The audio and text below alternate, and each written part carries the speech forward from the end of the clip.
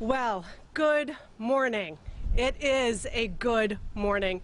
Welcome. My name is Bridget Coughlin. I'm the president and CEO at Shedd Aquarium, and we are absolutely thrilled to host and introduce this momentous, beautiful day. Sitting on the shores of Lake Michigan, America's third coast, we at Shedd Aquarium work at the nexus of oceans and the largest body of fresh water in the world. And we do this work along with our partners very much with the same intention as the legislation that we're here to celebrate. We do this work for people, for communities, and for wildlife. As you all know, the recent United Nations scientific report from the International Panel on Climate Change, or IPCC, confirmed yet again that climate change is the largest threat to our planet today and indicates that humans are the root cause of Earth's warming. We also need to be the root solution. The report is a cry for action. But if we act fast, with collective purpose, and follow the science, we can build back healthier communities. We can restore and have stronger economies, and we can save this blue planet that we all share. Now, we are celebrating the start of that type of action today, right here in the state of Illinois, with the Climate and Equitable Jobs Act. I want to congratulate and personally thank, as a mom of 3 young boys who are going to inherit this planet, those that helped push this boulder up the hill. Generations to come will thank you for this work and thank you for this legislation.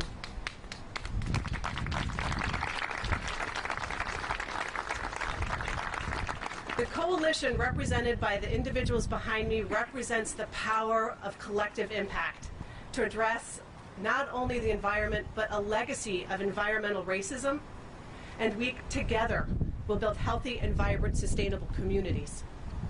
So this law is not the finish line, it is the start line. And Governor, we stand ready as your partners at the aquarium to help inform supporters, advance smart science, rebuild and rewild aquatic habitats. But before, Governor, I yield the podium to you and welcome you, I wanted to make sure that, not lost in the political narrative, that you have an opportunity, everyone here, to look nature in the eye. Look at some of the benefactors of this act. These beautiful animals and those that they represent share this planet with us, and today, together, we are making it better. And we're starting right here in the amazing state of Illinois.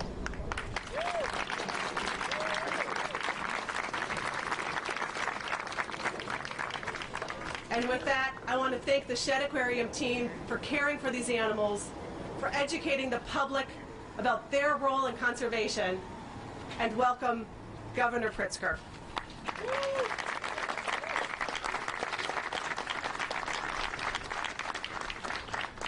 What a terrific pleasure it is, and especially to see my old friend Wellington, who I unfortunately last got to see at the very beginning of the pandemic, but who was a star for all of us, reminding us of the social distancing that we needed to maintain back then. Thank you to Dr. Coughlin. Thank you to all of the people who operate the Shedd Aquarium for us, those of us in the public who love what you do, and I'm just so pleased to have this as our location where we get to sign one of the most comprehensive and important pieces of legislation that maybe we've seen in decades, maybe ever. And to all who have joined us on this momentous occasion, thank you. Thank you, thank you, thank you to all of you.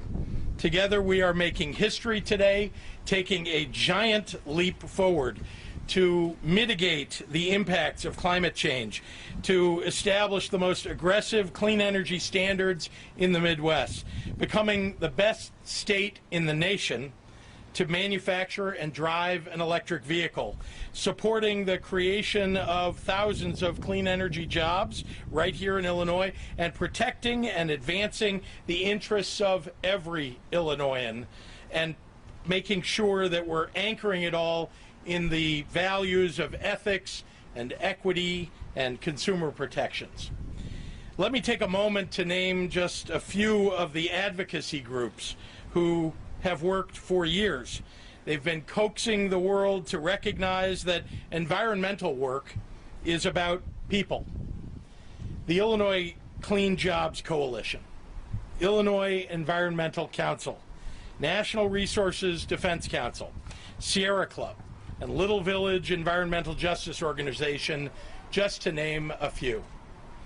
That recognition extends also to those who came to the table in the best of American traditions, a fierce belief in fighting on behalf of working men and women, so that we ensure that jobs of today and tomorrow are quality, well-paying jobs and no community is left behind.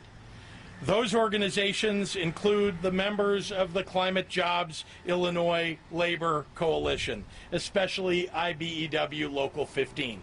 Thank you for being at the table and fighting for our working families. I also want to give special recognition to the energy negotiation team in my governor's office. They worked day and night and found every possible opportunity to get the parties together, to sit down and work through every potential workable idea to get from this bill the best results for Illinoisans across the state. They did that for more than 18 months. First, Jessica Himes, who drafted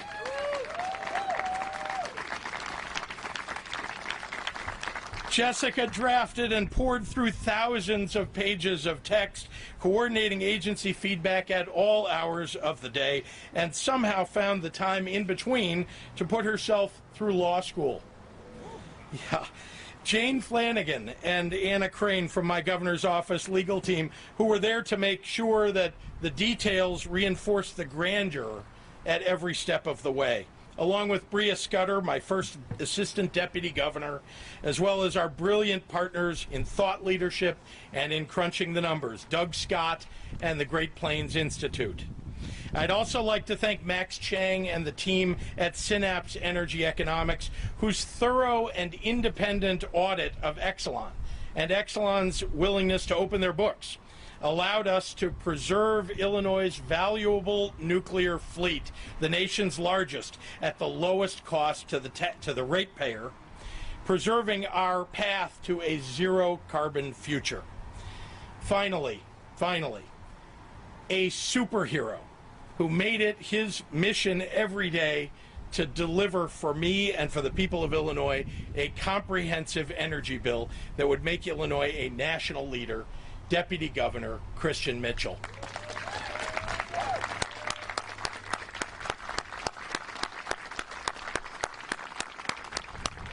The children of Illinois and their children should know his name, because he led an effort to make the planet more livable for them. And of course, I want to thank my partners in the General Assembly, who came together on behalf of their constituents to combine our best ideas. First and foremost, thank you, House Speaker Chris Welch and Senate President Don Harmon.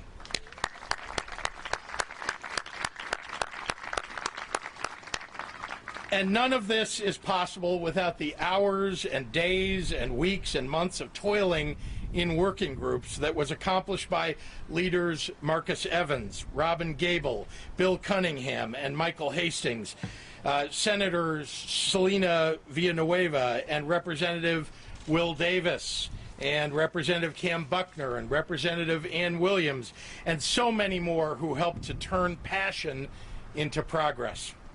If the crux of public service is the fight for a better tomorrow, then there may be no position more courageous, more necessary than to take action on climate, knowing that the impacts that we seek won't come to fruition until long after our tenure in elective office.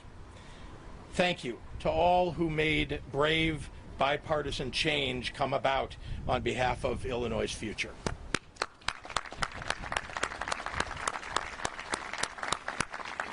We can't outrun or hide from climate change, not to the north where the boundary waters burn, not to the south where Ida swallows lives and livelihoods in the blink of an eye. No, the consequences of our actions are here all around us. We've seen the effects of climate change right here in Illinois repeatedly in the last 2.5 years alone. A polar vortex, devastating floods, microbursts that destroy buildings, record lake levels, extreme heat, and emergency declarations in more than a third of Illinois' counties. Declarations, frankly, that people have had to live through, these declarations of emergency that have destroyed people's lives and livelihoods in those counties. There is no time to lose.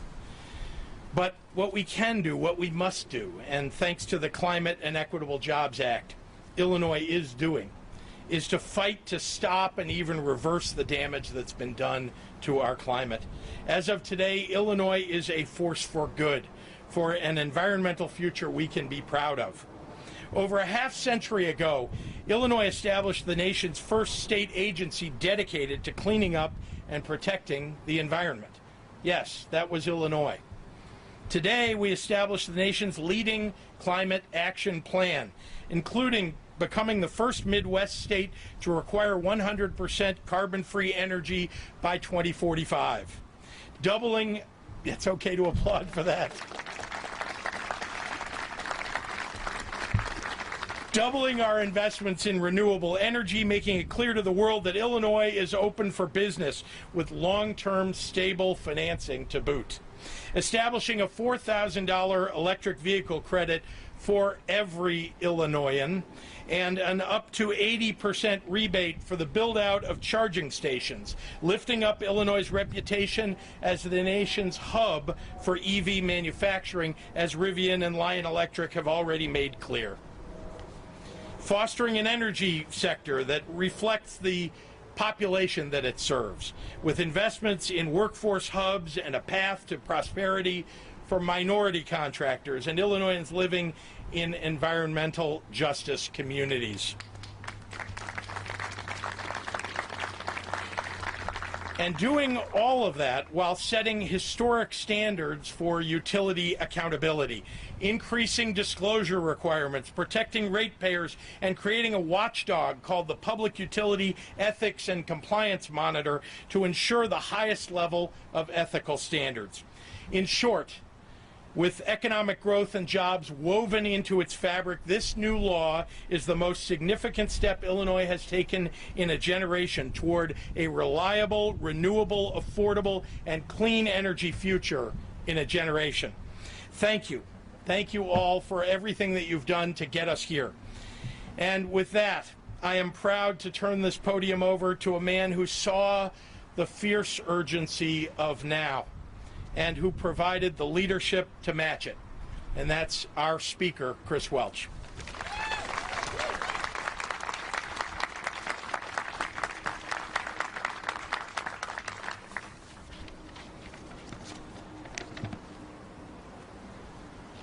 Good morning, everyone. It is so exciting to be here on Lake Michigan at the Shedd Aquarium for this great momentous occasion. I honestly believe that we're going to look back on this day someday, and we're all going to be telling someone that we were there when Illinois Governor J.B. Pritzker signed the nation's most equitable climate and energy legislation into law. We're going to tell them that we were there when Illinois led in history.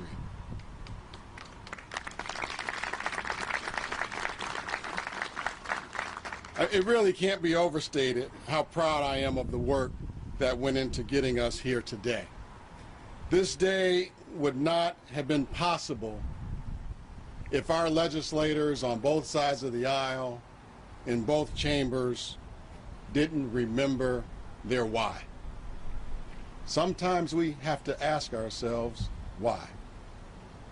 If they didn't remember why they signed up for these jobs in the very first place, if they didn't remember the people that we all represent, today is for our children. Today is for our children's children. Today is for communities all across this great state. Today is for the people in Winnebago County. Today is for the people in Lake County, Cook County, St. Clair County, Grundy County. The people of the state of Illinois win big today because our colleagues in the General Assembly remembered people, and they remembered communities. And as Bridget told you, they remembered our planet. I want to thank Governor Pritzker and Senator Don Harmon. They're not just friends of mine, but they're great partners in the fight. They are committed to the state of Illinois, making us a better place to live, work, and play. And I am really proud to work with them in making us the leader in the nation's climate fight. Thank you, Governor Pritzker and Senator Harmon. Let's give them a round of applause.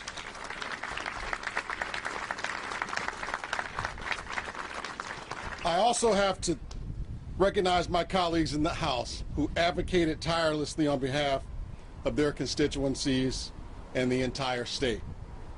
Leader Evans, Leader Gable, Leader Hoffman, who couldn't be with us today, but I know he's here with us in spirit, and Representative Ann Williams were fierce champions, fierce advocates at the negotiating table the entire time these conversations took place. This went on for a long time, 3 years. You're going to hear some of them tell you about the struggle. But they got it done. They did it for the people of this great state. And they did it in a bipartisan way. They did it because they know that climate change is real. Our planet cannot wait. The lives of my children, Tyler and Marley, the lives of the governor's children, Senate President's children, the lives of all of our children were at stake. They did it for the people. This bill puts our state on the path to a clean energy future that Illinoisans deserve, and it gives our state a very clear future, that's brighter than any other state can say. We have a very clear timeline for a carbon-free economy. It protects thousands of jobs in communities all across this state. It creates job equity, specifically focusing on communities of color that have been historically marginalized and kept out of this evolving industry. I'm really proud of this fight that we put on. And it includes some of the strictest utility ethics reforms in the nation, which are very much needed. We know that. We've read the headlines. We've read the same headlines that all of you have read. We got the job done. And this is what legislating is supposed to look like. Good faith negotiations and compromise to get to a point where Democrats and Republicans, labor and environmentalists all agree on something. Yes, I believe in the impossible. The impossible does become possible when we all work together. I want to again thank everyone for their work on this bill. The people of Illinois are better for it because you all made the impossible possible. Now, I want to bring to the podium someone who is very special to me. You know, I've been telling everyone, I'm a baseball guy. I love baseball. And whether you're a Cubs fan, Sox fan, or a Cardinals fan, whatever team you root for, you'll understand this. A championship team has good pitching. Starting, middle relief, and a closer. If you're a baseball fan, you know what I'm talking about. You need all three. A championship team needs all three. And we had all three in the house. Our championship team got it done. But you know you don't win a championship without a great closer. And I want to bring up our closer on this team this year, the Assistant Majority Leader and the Chair of the House Labor Committee. Please welcome to the podium a real champion, Leader Marcus Evans. Thank you all so much.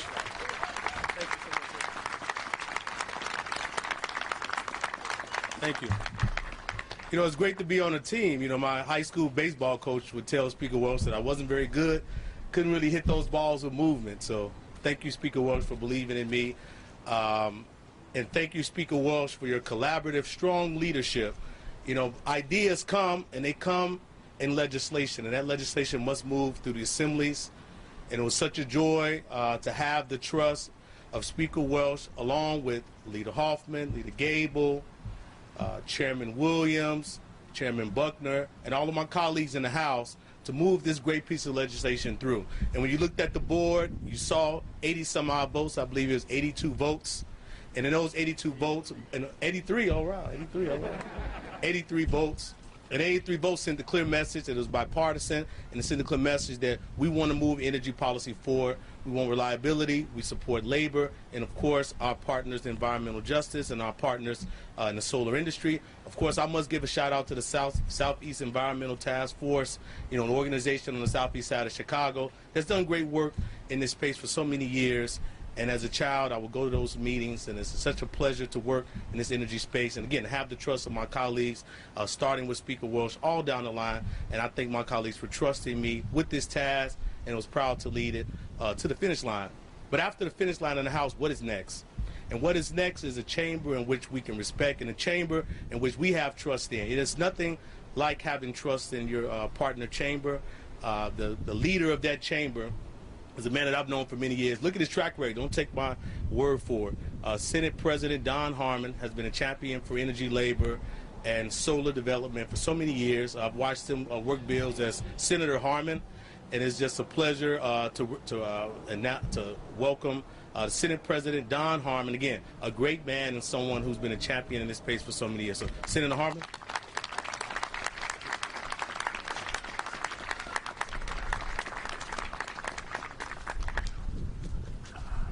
Thank you, Leader Evans. You can do my introductions anytime at all. It is an honor to share the stage with our great Governor and First Lady, my good friend, the Speaker of the House, Chris Welch, and so many tenacious advocates both in the General Assembly and out. This is a day nearly 2 years in the making. We've had our ups and downs, our ins and outs, our twists and turns, but here we are. A few weeks ago, during what some might have portrayed as a stalemate in negotiations, the Governor and I were on the phone talking about energy policy. I told him the Senate's goal was for him to be able to sign into law the most aggressive, most progressive climate bill in the nation. And today that's going to happen. From the beginning, this has been a group project to achieve a shared goal. It wouldn't have happened, it couldn't have happened, unless the Senate, the House, and the Governor all worked together. What we have before us today is comprehensive energy policy, of which each legislative chamber can rightly claim authorship, and that will soon carry the Governor's signature and become the law of our great state. Our goal all along was to enact reliable, renewable, and affordable energy policies that put Illinois in a position to lead the nation. That's exactly what we're doing here today. I want to thank everyone here for helping make that happen, but I also want to thank those that aren't here today, the legislative staffers and the staff in the Governor's office who put in long nights and did the behind-the-scenes work to put this policy together. Our staffs have a remarkable habit of making us look good, and none of this would have been possible without their work and expertise. I know that the next speaker I'm going to introduce, Senator Mike Hastings, is going to name some names of our members and staff, and I'm pleased that he's going to do that. But it's my pleasure to name his name. The chair of our Energy Committee, Mike Hastings, has put in yeoman's work on this effort. I don't know if there's anyone in the entire General Assembly who took this more seriously and learned more about energy policy than Mike Hastings. I am proud of the work he's done. I am proud to call him a friend, and I'm honored to introduce Senator and Leader Mike Hastings.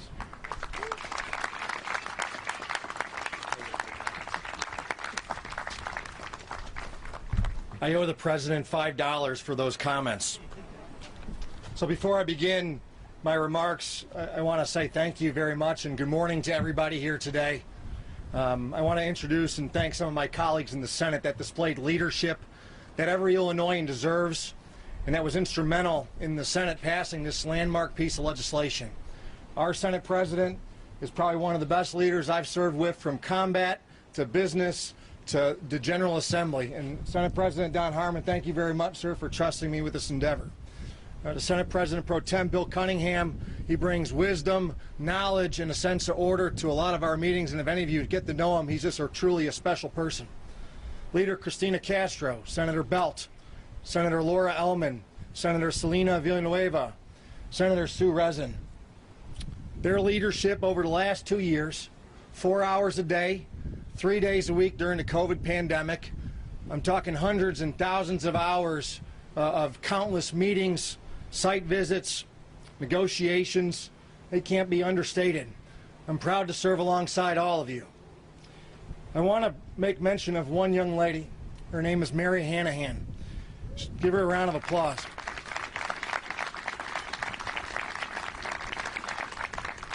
For those of you who don't know Mary, she has a very unusual sense and sick sense of humor for going through this process, but she put in thousands of hours writing this bill, and I want to say thank you. To our clean energy advocates in the room, I see Andrew Barbeau, Jen Walling, Colleen Smith, a whole bunch of folks from the council. John, I see Elaine Neckritz is here as well. Your approach was not only professional, but it was persistent in your pursuit of a sustainable, clean energy future for Illinois. To Governor J.B. Pritzker, First Lady, it's always an honor to stand before you, and to your staff. Deputy Governor Christian Mitchell, I guess you're a superhero now, but to Jessica Himes and the team, thank you for thinking big. Thank you for providing the General Assembly with an alternative point of view. This bill is truly a compilation of great ideas for some truly special people. And speaking of special, Bridget, this place is unbelievable. What a special moment, what a special place to sign such a historic piece of legislation into law, that being the Shedd Aquarium. This is a place that reminds us that we don't share this planet alone. It's a place that shows us how magical and how precious our environment truly is. Governor, this is a perfect place. And when this place is full of children, like my children who I take here from time to time, who look in amazement of all the Shedd Aquarium has to offer, you can't help but ask yourself, are we doing enough to preserve what we have today and improve it for future generations? Today I can confidently say that our great state has boldly taken actions not just to help improve the environment for future generations, but to set the standard. To set the standard and create a national model for other states and even for other countries to follow. The General Assembly took action and refused to settle and accept anything but for the best of our clean energy future. Look at the facts before us. Look at them. They're undisputable. We have increased high heat days. We have increased global carbon emissions. We have increased extreme weather events. Our world is changing, and inaction would be an injustice for all of us. That's why I'm very proud of this piece of legislation. Not only was it collaborative, but it focuses on what matters most to the people of Illinois. And first, I have to say it preserves the nuclear fleet, our leader when it comes to carbon-free electric generation. And it's fueled by the hard-working men and women of organized labor. And it's led by great people like Tim Dre, Pat Devaney, Mikey Clemens, Bob Ryder. Where's Terry McGoldrick? He deserves a round of applause. Him and Billy Phillips. These guys are warriors that fight for working class people. I see Tony from the Carpenters Unions here today, hometown. But I want to tell you about how special these people are that work at these plants. At Byron Generating Facility, I want to make mention of this. They operated during a pandemic, and they operated at a time where they were not sure whether or not that plant was going to stay open and whether or not they were going to be able to keep their jobs and whether or not they have to pick up and move out of the state of Illinois.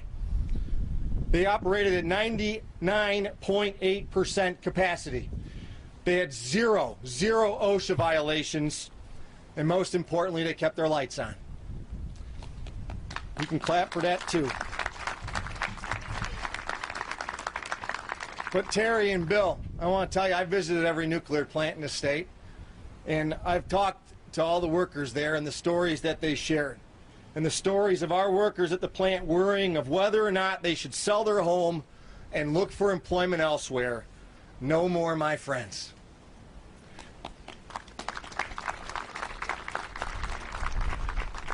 This bill focuses on investing in clean energy like wind and solar, not just in one part of the state, but across all of Illinois. I've been to Coffeen and Kincaid. I saw the devastation of what happens when the plant closes.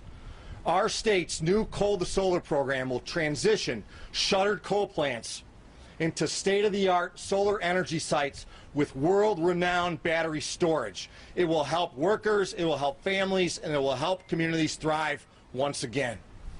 This bill invests in people, whether you're black or brown, whether you're coming out of incarceration or you're looking to discover a new career. This bill invests tens of millions of dollars in ensuring that we have the workforce that's prepared for a clean energy economy. But most importantly, and I think probably one of the most key tenets of this bill, it holds people accountable. Those folks who cast a dark cloud over our great state of Illinois, this bill will hold you accountable, and you will be subjected to some of the most sweeping ethics reforms ever to affect the public utility industry, and rightly so, because they did wrong and they need to be held accountable. Last, it changes our children's future and future generations to come by ensuring that Illinois will live in a state with zero carbon emissions over the next 30 years. That's something we can all be proud of. All the hard work, all the tireless effort that went into this. God bless you all. Stay safe. Most importantly, stay healthy. Thank you very much.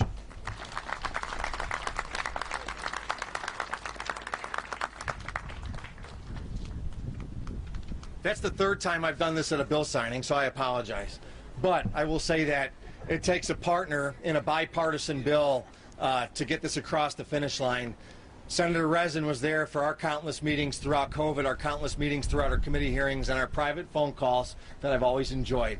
A tireless worker on behalf of the nuclear facilities in her district, Senator Sue Rezin.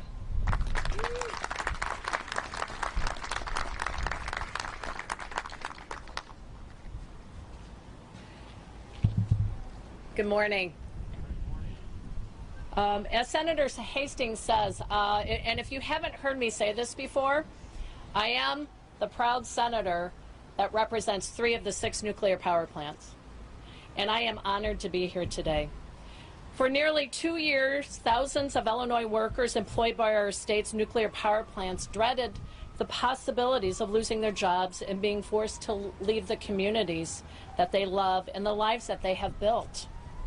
Communities like the ones in my district feared that what would happen once their plants went offline, and they lost the vital tax revenue that they provide for their schools and their critical services. During the last 2 years, stakeholders and legislators on both sides of the aisle spent countless hours fighting to prevent those fears from becoming a reality. With the governor's signature on Senate Bill 2408, we ensure that our state's nuclear fleet will stay online, and thousands of jobs and the tax revenue that they provide won't be lost.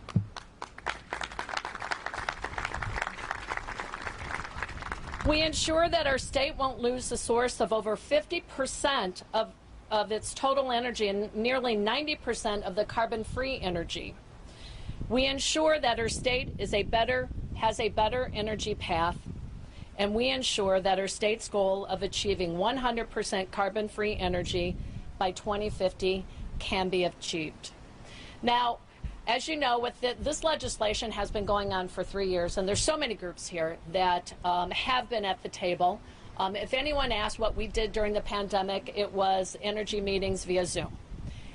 And but also I have local representatives from our area today who are tireless advocates and understand the importance of the nuclear in their backyard and the jobs. So I have Nancy Norton from Grundy Economic Development, Christina Van Appren from Grundy County Chamber, thank you, Dr. Bug, and also Mark Mitchell for your coalition that you put together to help advocate for this bill. I'd also like to thank my colleagues behind me.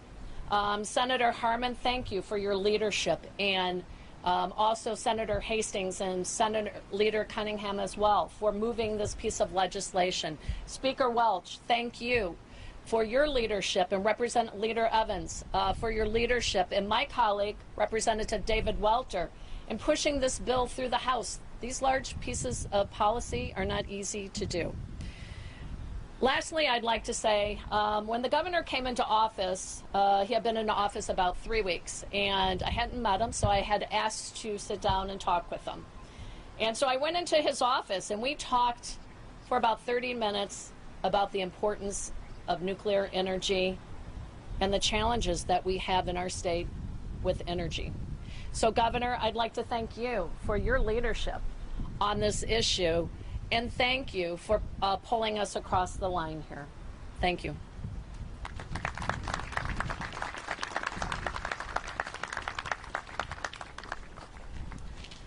Next, I would like to introduce Leader David Welter.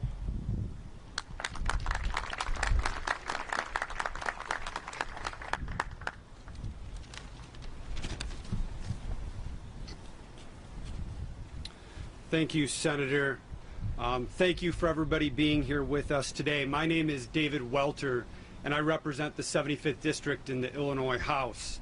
That is home to half of Illinois' nuclear fleet, 3 nuclear plants being Braidwood, Dresden, and the LaSalle Station. We are talking thousands and thousands of jobs, direct and indirect, throughout my entire community. I can tell you for the years leading up to this, and it has been years of negotiations that's taken for us to get here today, that there is not a week that goes by that I don't go to a grocery store or a restaurant or my child's school and hear from whether it's their teacher that their husband has a job there or their father has a job there, and what's at stake. So I know for all of us, we care about a cleaner energy future and what is in front of us. But what this meant for my community today is enormous, So Governor Pritzker, with the stroke of your pen here today, this morning, if we're quiet enough, you might just hear a sigh of relief coming from Morris and Byron and some of these other areas where folks are counting on us to deliver. And that's what we're here to do today. So as I talked about and others have talked about, this process has been difficult. It's been tough. And ultimately, as you saw in the House and the Senate, it did end up coming out to be a bipartisan supported bill.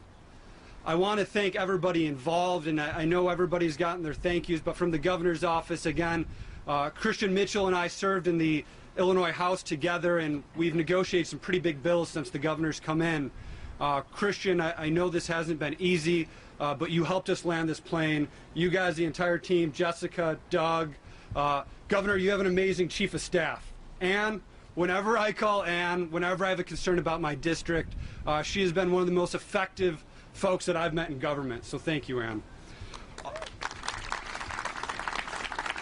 Our friends from labor, and that can't be understated. One of the reasons why we got across this finish line as well is that labor never stopped fighting for the folks back home. They never stopped representing the workers at these plants and trying to ensure that as we move to a cleaner energy future, that there are jobs there for their workers. And the last point I just want to touch on before I close here is that people often ask, as the spokesperson in the Illinois House for the Republican caucus on energy and environment, they ask about our positions on energy policy and how we differ maybe with our Democrat colleagues. And what I try to say to them, and I try to be as upbeat as possible, is that we all care, Democrats and Republicans, about a cleaner energy future, leaving a better future for our children and their children. We just have a different view of how we get there and when we get there. And I feel this bill, although not perfect, was a compilation of a lot of work and a lot of time, and a lot of effort to try to get us as close as possible. So again, I thank everybody for being here. Governor, I am so excited to see your pen hit that paper and be able to go back and tell the folks back home that they will have their jobs, they don't have to sell their homes, and they can stay in our community. Thank you. Next, I would like to introduce Representative Ann Williams, who is the counterpart in the Illinois House. She is the chair of the Energy and Environment Committee and a fierce advocate for clean energy and a cleaner future. Representative Ann Williams.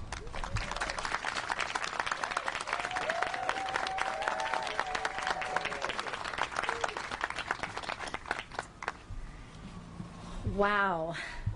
I am so honored to be here today to watch the long-awaited, much deliberated, nation-leading climate bill be signed into law. We did it. Collaboratively, we worked together to put communities and consumers first. We put people before utility company profits. We set the stage for real investment in renewables and in the people and communities traditionally left behind. We provided for strong ethics, accountability, and oversight measures. And we created a solid decarbonization plan for Illinois' power sector. I am so very grateful for my colleagues, the advocates, the community activists, the youth leaders, the faith leaders, for your work to make today happen. And as a legislator, but also as a resident of planet Earth, I want to thank Governor Pritzker for making decarbonization a priority from day one.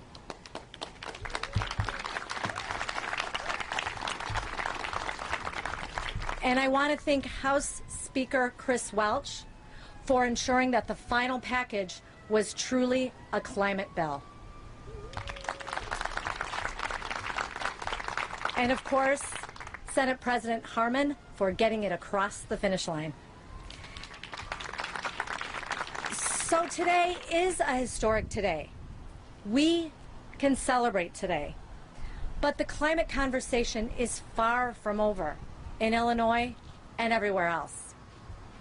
Addressing the climate crisis, which remains an escalating threat to the life and health of each and every one of us, will require ongoing, aggressive, and sustained action at all levels of government. So yes, today is a good day, but today is just the beginning. Thank you. And with that, I'd like to introduce one of those champions, Delmar Gillis with Elevate Energy. Delmar.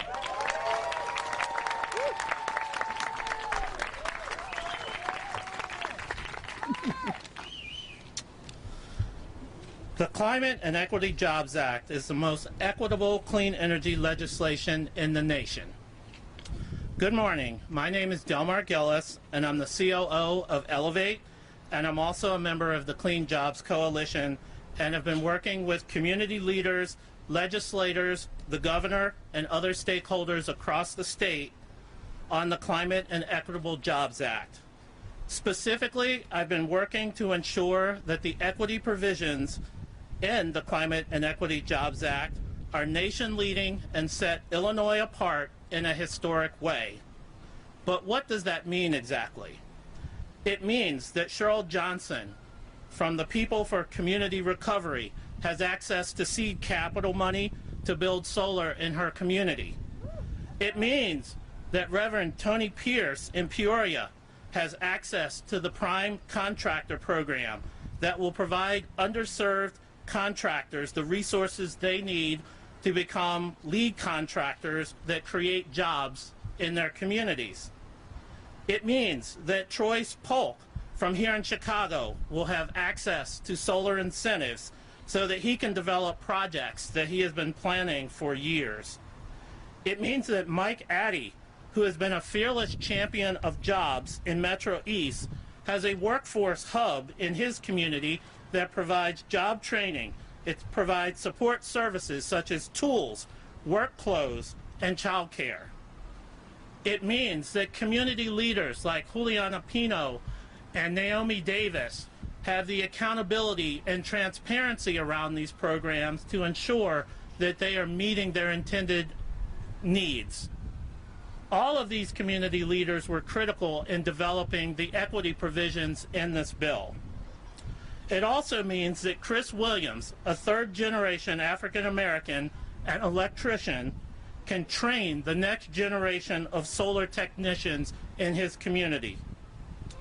These are the people that I fought for in Springfield, and this is why the Climate and Equity Jobs Act is the most equitable clean energy bill in the nation.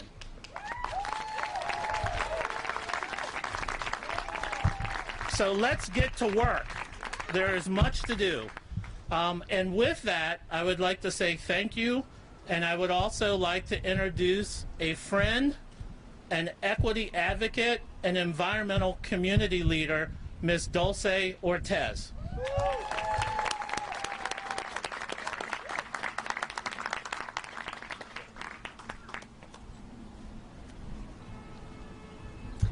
Buenos días. Mi nombre es Dulce Ortiz. Yo soy residente de Waukegan y soy una co-líder de Clean Power Lake County. Hoy es un día muy especial, no nada más porque marca el comienzo del mes de la herencia hispana, pero también es un día histórico en el estado de Illinois, donde esta nueva ley le da prioridad a nuestras comunidades latinas y afroamericanas, que históricamente han sufrido desproporcionadamente debido a la exposición a peligros ambientales. Esta ley crea una economía de energía limpia, decarboniza el sector eléctrico para el año 2045 y crea programas de equidad y justicia económica para crear y capacitar proyectos de trabajos donde más se necesitan, centrando a residentes latinos y afroamericanos y comunidades de primera línea, para garantizar que residentes elegibles realmente puedan acceder a estas oportunidades. El paquete también proporciona programas integrales de transición justa para las comunidades como Waukegan, donde se encuentran plantas fósiles. Incluida es una declaración de derechos de trabajadores desplazados y programas para brindar a las comunidades recursos y notificación de cierres en el proceso de transición. She'll get that? Yeah. Good morning. My name is Dulce Ortiz from Clean Power Lake County and also a member of the Illinois Clean Jobs Coalition. Today is a very special day. It's not only a special day because it's the start of the Hispanic Heritage Month, but it is also a historic day in the state of Illinois, where we become the leader in clean energy in the nation. The Climate and Equitable Jobs Act prioritizes Black and Brown communities that have been disproportionately impacted and historically suffered due to exposure to toxic pollution. CEJA creates a clean energy economy in Illinois, decarbonizes the electric sector by 2045, prioritizing the retirement of coal and gas plants in environmental justice communities. This is a huge win for communities like Waukegan that have fought long and hard to ensure emission reductions, and closures were prioritized for plants with the worst environmental justice impacts. CEJA also creates equity and economic justice programs where they are most needed, centering Black and Brown residents and frontline communities to ensure those eligible can actually access these opportunities and build wealth. This package also provides comprehensive just transition programs for communities such as Waukegan, which includes a Displaced Workers Bill of Rights and programs to provide communities with resources, notification of closures, and input in the transition process. I thank Governor Pritzker for putting forward a bold plan to address climate change and close fire power plants like the one in my community. I am a Mexican immigrant, and having the basic human right to breathe clean air, have clean water and clean soil, and equitable access to the clean energy economy is deeply personal to me. This work helps ensures that Black and Brown sisters and brothers everywhere are empowered to own their own future. This month, many Latin American countries will celebrate their independence. Today, we celebrate our independence from fossil fuels. I dedicate this win to my 3 children.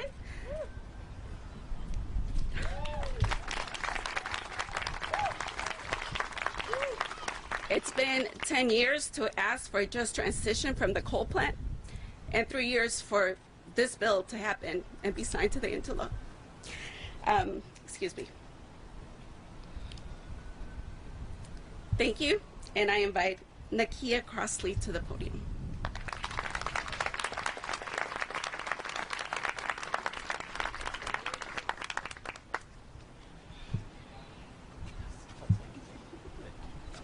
Good morning. It's a beautiful day to pass an energy bill, and quite an historic day for clean energy in this state. Again, my name is Nakia Crossley. I am the Central Region Director and counsel of the Solar Energy Industries Association, which is the National Trade Association of the solar industry. And I'm the spokesperson for the Path to 100 Coalition, which represents the renewable energy industry doing business here in Illinois. On behalf of us all, I want to thank Governor Pritzker and the General Assembly for creating the largest expansion of renewable energy in our history. This bill solves the crisis that had stalled renewable energy development in Illinois, and it puts us on the path to a clean energy future. In the next 10 years, renewable energy businesses are going to create more than 50,000 new jobs, building projects in every corner of the state that saves consumers money and fights climate change. We are proud of the diversity and equity commitments in this legislation, and we look forward to making sure that as the renewable energy industry grows, it fully reflects the diversity of Illinois. And we look forward to partnering with organized labor to build the middle class while we're building renewable energy. So many people worked on this bill, a lot of whom are here today, but many whom are not. I want to give a special thanks to Representative Will Davis and Senator Bill Cunningham, who have worked with us, the Path to 100, from day one, nearly 3 years ago, so that we could be here today.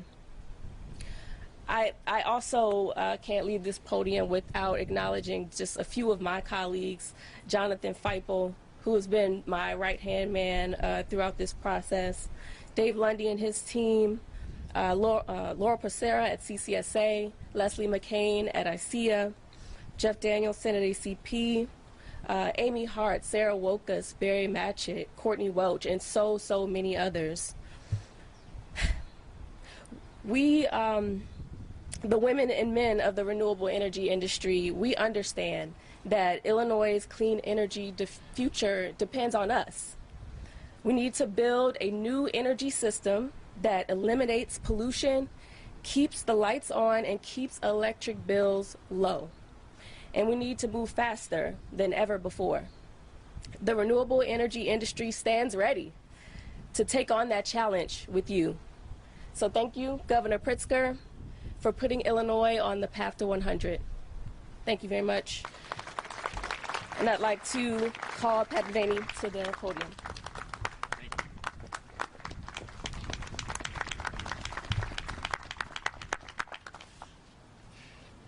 So good morning, everyone. I'm extremely proud to be here with President Tim Dre of the Illinois AFL-CIO, Chicago Federation of Labor President Bob Ryder, many assorted labor leaders from across the state on behalf of the 900,000 working men and women in the State Federation of Labor, and in conjunction with Climate Jobs Illinois, the labor coalition made up of our affiliates that have been working for the last couple years to move Illinois forward in the renewable energy space and clean energy generation.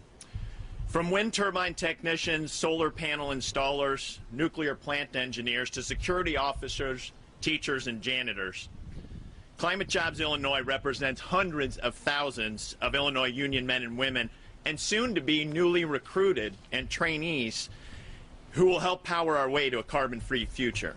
Organized labor in Illinois has a long history of taking on and winning tough fights for working people and families trying to find their way to the middle class.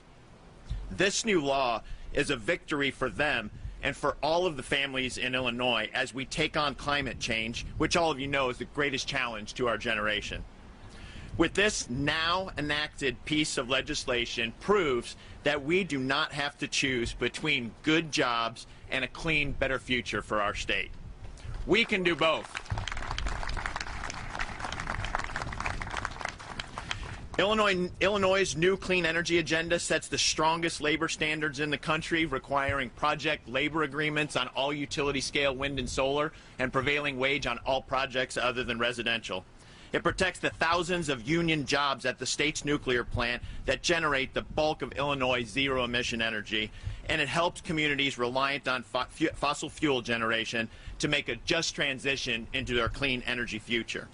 But equally important, as Delmar so aptly described, it creates the strongest equity provisions of any state in the country. These programs and workforce development tools will not only lift up a new generation of working men and women from communities of color, but will also provide opportunities for black and brown contractors to grow into the renewable energy industry.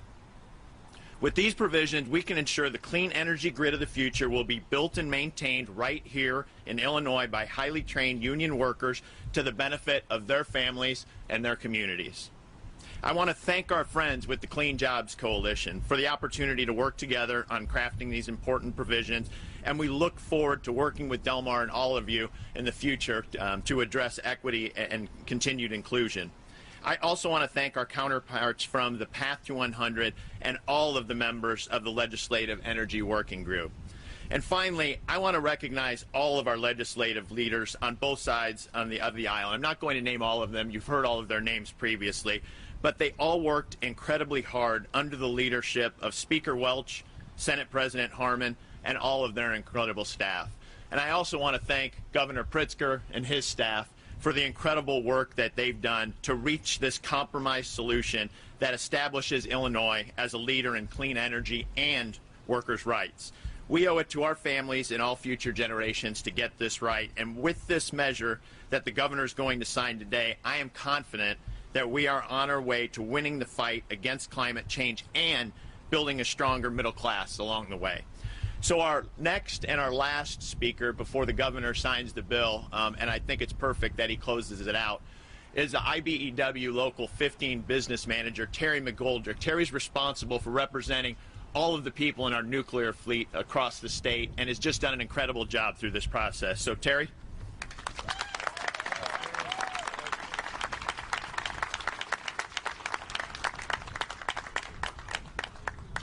Good morning, everyone. First of all, I got to say, Speaker, that was a really long ball game. Good morning, everyone. I'm Terry McGoldrick. I'm the President Business Manager of IBEW Local 15.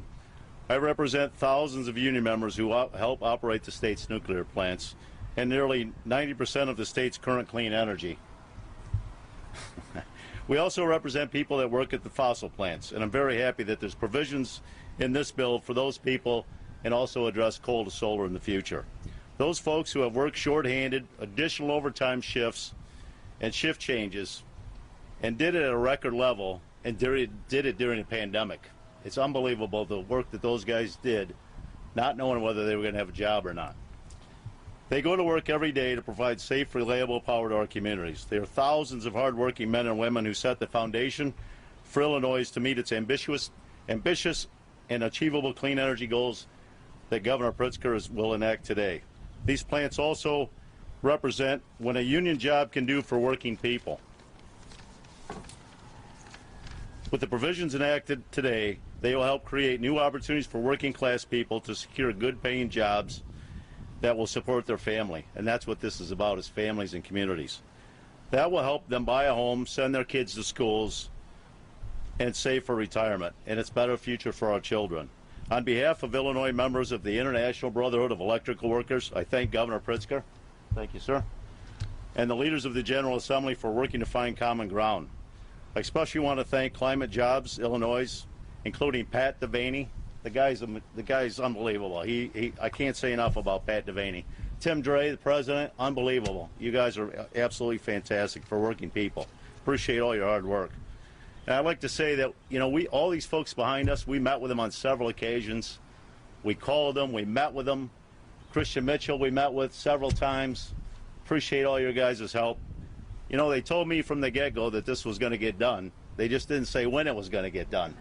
And I certainly didn't think we were going to wait till the last day of the outage, when the outage started on Monday the 13th. So I appreciate all you guys, and thanks to everyone here today. Keeps the lights on and keeps all these folks working. Now I will bring in the closer to sign this bill, Governor J.B. Pritzker. Thank you.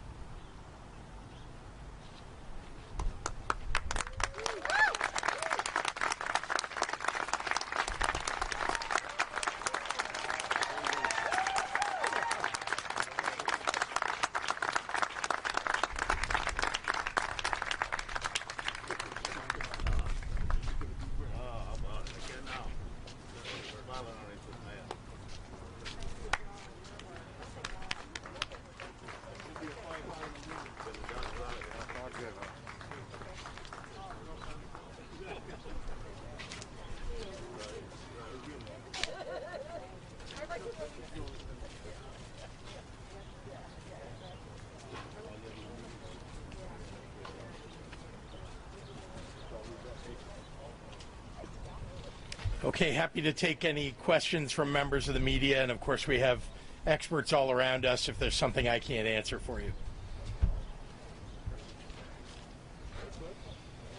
Okay, well, thank you all very much.